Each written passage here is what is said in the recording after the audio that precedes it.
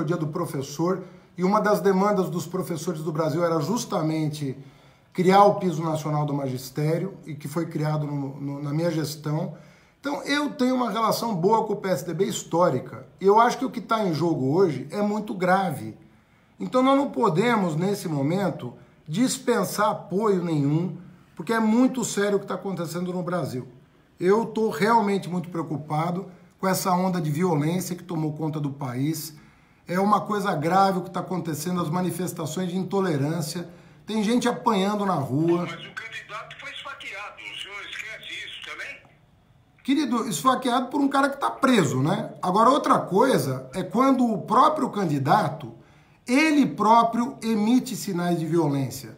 Você nunca viu na minha boca, o João Paulo, você nunca... Paulo, por favor, não vamos errar nome. Desculpa, Zé Paulo, você não...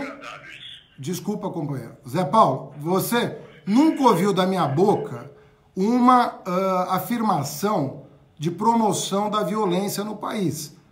Eu nunca falei...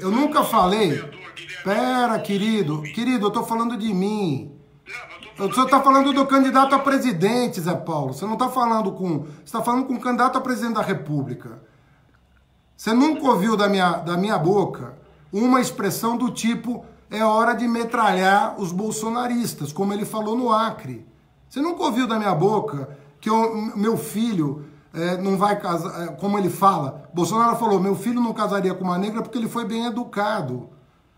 Você nunca ouviu da minha boca uma coisa dessa, porque eu sou professor. Eu não sou capitão expulso do exército como ele. Para pensar 2 minutos sobre a minha trajetória e a dele. Olha, sobre isso, ele esteve aqui conosco e esclareceu. Ele é capitão da reserva.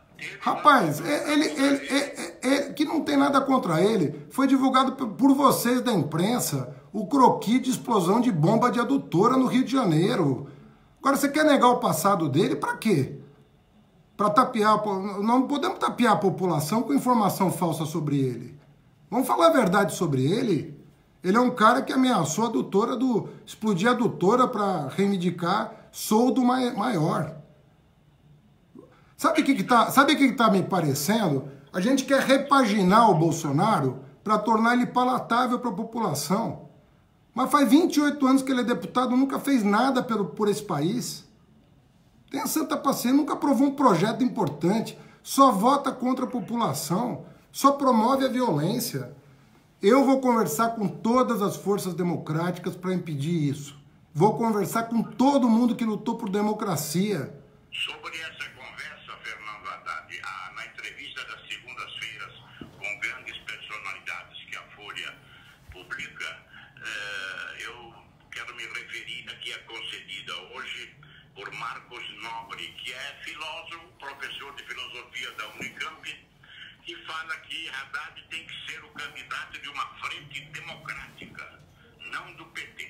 Bom, essa tentativa foi feita com o Ciro Gomes, foi feita com o Fernando Haddad, como o senhor está contando aí, sempre amigo dele, mas até agora redundou em pura perda. Então a pergunta é esta: haveria tempo, caso o senhor gostasse, aprovasse a ideia do Marcos Nobre, haveria tempo, a poucos dias do segundo turno, de fazer essa promoção, essa tarefa difícil de congregar tanta gente numa frente ampla? Olha, se depender de gesto meu, haverá tempo. E 15 dias numa eleição tão conturbada quanto essa é tempo suficiente. Agora, eu quero lembrar que tanto o Fernando Henrique quanto o Ciro Gomes deixaram claríssimo que Bolsonaro não. Eles têm história. Ciro Gomes tem história. Fernando Henrique tem história. Essas pessoas têm responsabilidade com o Brasil. E disseram claramente: olha, uma coisa a gente apoiar o Haddad e tal, mas Bolsonaro não. Ontem o Ciro postou no Instagram dele, para quem estiver ouvindo e quiser consultar, uma opinião dele sobre o Bolsonaro, deixando claro o que ele pensa. Ciro é uma pessoa responsável, preparada, tem história, tem anos de vida pública, assim como Fernando Henrique, que sabe o que é ditadura, o que é tortura, o que é arbítrio. Viveram esse período e sabem muito bem as consequências que vai ter para o Brasil uma eleição como essa. Vê que o governo alemão já disse que não faz acordo comercial com o Brasil se o Bolsonaro for eleito. em função das declarações que ele dá sobre meio ambiente, sobre direitos humanos, sobre tudo. É muito importante o que está acontecendo no Brasil, as pessoas têm a chance de tomar consciência e evitar o pior. Candidato Fernando Haddad, ao Pedro Campos, eu gostaria só de voltar na colocação que foi feita pelo Zé Paulo aqui na nossa entrevista, para deixar claro, porque nós cobramos aqui na entrevista com o candidato Jair Bolsonaro declarações que foram dadas por pessoas da equipe econômica, da equipe dele, do vice, e acho que é importante para o eleitor conhecer o que o senhor pensa a respeito dessas declarações do ex-candidato Guilherme Boulos, que apoia agora a sua campanha de que iria invadir a casa do Bolsonaro. Como é que o senhor vai tratar esse assunto de invasão caso venha a ser presidente da República? Olha, como eu tratei como prefeito. Eu acho que uma coisa é o movimento social, por exemplo, ocupar prédios do INSS que estão fechados para protestar contra a falta de iniciativa do poder público. Você sabe que eu fui o prefeito que mais licenciou habitação de interesse social na cidade de São Paulo e fiz uma aliança com o movimento popular que protestava contra a falta de iniciativa. Isso é importante, protestar contra a falta de iniciativa do poder público. Então eu jamais vou, como o Bolsonaro falou, que vai acabar com o ativismo no país, que vai reprimir os movimentos populares. Isso não existe numa democracia. Você acha que você vai protestar na França, nos Estados Unidos, na Inglaterra, você vai ser reprimido porque você está protestando? Isso é democracia. Agora, outra coisa é lei. A lei tem que ser cumprida em qualquer hipótese. Agora, faz parte da democracia que grupos denunciem a falta de iniciativa do poder público. Isso faz parte da democracia. Vamos... Pera... O senhor fez isso, a Avenida Doutor Sebastião Medeiros em Interlagos, tem uma favela, a favela 19. Não, querido, não tem nada a ver comigo isso que você está falando. Não tem nada a ver comigo. Você desculpa, você está desinformando o teu ouvinte. Não tem nada a ver com isso. O que eu fiz foi licenciar 110 mil unidades habitacionais em São Paulo. Se você perguntar para qualquer empresário sério da construção civil, sobretudo que produz moradia popular, você vai ver que eu fui o recordista de licenciamento do Minha Casa Minha Vida em São Paulo. 110 mil moradias. Eu licenciei em 4 anos. Isso não tem paralelo na história da cidade. Basta ver o que o Dória fez depois. Dória parou tudo. Hoje você não consegue licença de nada na cidade de São Paulo, foi tudo desmontado. Então não me vem colocar pecha não, porque eu, respeitando o movimento popular, eu fui a pessoa que mais atendeu as empresas que produzem moradia social na cidade de São Paulo. Está circulando aí, não sei se é fake ou é verdadeiro, que o senhor já teria como nomes para sua equipe Joaquim Barbosa, Drauzio Varela, Mário Sérgio Cortella, Pércio Arida. O que tem de verdade nisso? As pessoas, às vezes, tomam conhecimento de conversas que eu faço e, às vezes, se adiantam. Eu tive com o Joaquim Barbosa, realmente eu tive com ele em Brasília, não vou omitir essa informação. É uma pessoa que tem 40 anos de serviço público prestados ao país, foi membro do Ministério Público, foi presidente do Supremo Tribunal Federal. Tenho o maior orgulho de contar com o respeito dele, que me recebeu na sua casa. Não vejo problema nenhum em conversar com ele sobre medidas que o meu governo tem que tomar para aperfeiçoar o combate à corrupção, a transparência, o reforço às instituições. E com o Cortella, eu sou amigo do Cortella há muito tempo. O Cortella acompanhou meu trabalho como ministro da Educação e há muito tempo eu liguei para o Cortella e falei, se eu puder opinar sobre o próximo governo, não era candidato a nada, e eu falei, eu acho, Cortella, que você tem que pensar em ocupar o Ministério da Educação. Isso é um quadro que tem o respeito de todas as forças do país, as forças vivas do país, e fiz esse comentário há tempos atrás. E recentemente trocamos um telefonema, porque ele é meu amigo, não escondo que o Cortella é meu amigo, o Joaquim Barbosa é uma pessoa que eu respeito, que me recebeu na sua casa, e eu converso com todo mundo. Eu vou montar a equipe dos melhores brasileiros para superar a crise que nós estamos vivendo. Candidato Fernando Haddad, com a eleição do novo Congresso, as alterações num percentual até muito alto, um eventual governo Haddad teria condições de tratar com o novo Congresso Nacional?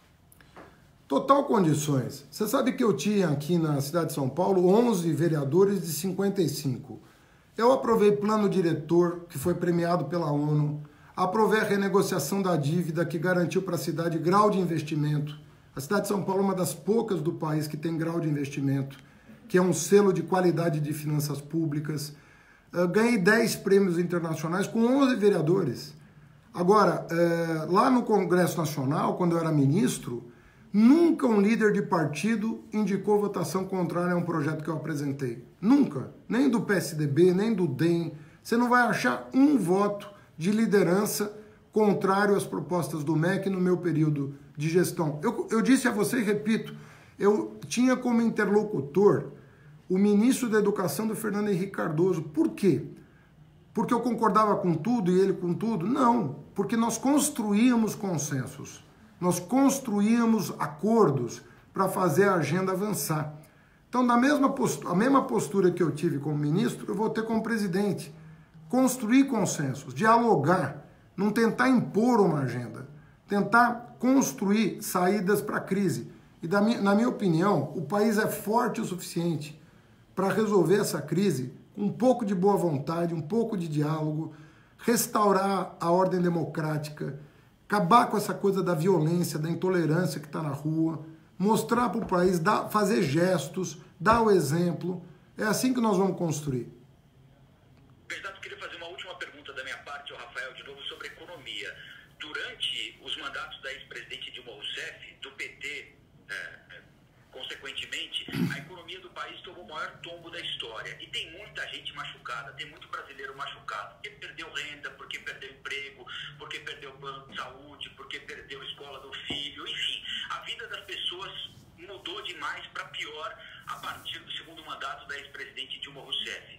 O que é que um novo mandato do PT fará para reparar os erros que o próprio partido cometeu e que levaram o Brasil a essa recessão da qual está tão difícil sair e que humilhou tantos brasileiros? Rafael, a minha posição sobre isso é muito conhecida e é muito sincera.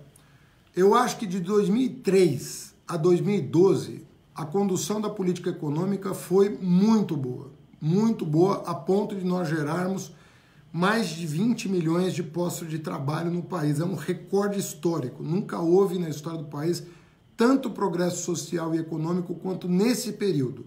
Já disse, não é novidade, todo mundo sabe, que fiz críticas ao período a partir de 2013. A partir de 2013, algumas decisões que foram tomadas foram equivocadas. Por exemplo, a desoneração de impostos de alguns setores econômicos. Aquilo não deveria ter sido feito, na minha opinião. E eu disse isso à época, não estou dizendo hoje. Já apontava essa falha na condução da política econômica em 2013 e 2014. Também é conhecida a minha opinião que depois da reeleição da Dilma, a oposição se aliou ao Eduardo Cunha para sabotar o governo com pautas bomba. E essa conjugação de erros de 2013 e 2014 com sabotagem em 2015 gerou essa crise. O que eu estou falando para você não é novidade. Eu escrevi artigos, dei entrevistas, sempre repetindo a minha tese, que até hoje eu acho que é a mais sustentável. Erros em 2013 e 2014, sabotagem em 2015. Agora é hora de virar a página, corrigir os erros de 2013 e 2014 e quem perder a eleição fazer o gesto de colocar o Brasil acima dos seus interesses pessoais, como fez o Aécio Neves, que deixou o Brasil de lado para tentar sabotar a agenda econômica do país, em aliança com o Eduardo Cunha. Então, houve erros e isso tem que ser admitido, não tem problema em admitir. O erro maior é jogar um projeto que deu certo, jogar a criança com a água do banho, que é o que nós faríamos se nós elegêssemos o Bolsonaro. É jogar a criança com a água do banho. Está fazendo aí, não lembro muito as de Dilma Rousseff. Como é que o senhor pretende? Diga uma, Zé Paulo. Diga uma promessa. Diga uma. Diga uma. Diga uma. Não teve nada a ver com a infelicidade. Mas, querido, eu tô acabando de dizer que 2013 e 2013... Pô, parece que eu não conversei com você, Zé Paulo. Não, eu estou ouvindo aqui. O senhor está Não, você não está ouvindo, você está escutando, mas ouvindo você não está. Eu falei que 2013, 2014 houve erros. 2015 houve sabotagem. Agora, acho que todo mundo de boa fé, você é uma pessoa inteligente, é capaz de entender o argumento. Eu quero saber para frente. Como é que o senhor pretende... Para frente, o que... o senhor está fazendo? Para frente, querido, dá licença de eu te responder. Para frente, eu estou dizendo que nós temos que fazer uma reforma tributária para aumentar o poder de compra de quem ganha menos, porque paga muito imposto. Uma reforma bancária, porque com os juros que os bancos cobram dos empresários é impossível produzir. E retomar as obras públicas. São 2.800 obras paradas no país há 3 anos, que poderiam gerar emprego e aumentar a produtividade da nossa economia. Essas propostas são novas e não tem nada a ver com o período anterior. Alô? Mais alguma pergunta? Não? Então encerramos. Obrigado, então, candidato Fernando Haddad. Até a próxima, hein? Obrigado, Zé Paulo. Um abraço para ti, viu, querido?